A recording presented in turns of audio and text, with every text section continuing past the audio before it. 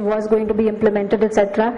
And that's been my experience. In the first instance, they are very, the magistrates do come across as being very sensitive in such cases. Now again, I've been following up all these maintenance cases, which we all know is so hard to implement. Once you've been given a fixed maintenance order, you file the execution, and then following that up is very complicated. And in one of these maintenance cases, we also have a case where the magistrate, for non-payment of maintenance, the magistrate went ahead and took cognizance of the offence and said, why should bail not be granted to you?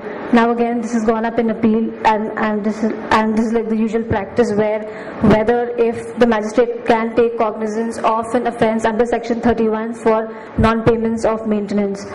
Now, telling you about other judgments, whether grant of maintenance in other matrimonial proceedings, how does that affect maintenance under the Domestic Violence Act?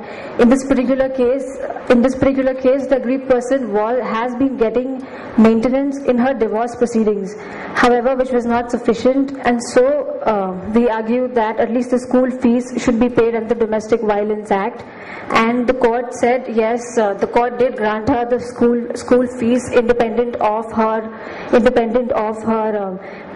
pending divorce proceedings maintenance, the interim maintenance that she has been granted there. And another thing is,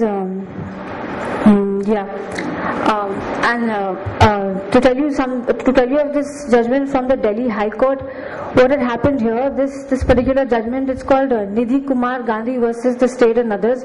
Now, what is important in this case is that the Delhi High Court has said that on a prima facie level, if it appears that a woman has been thrown out of her house, irrespective of the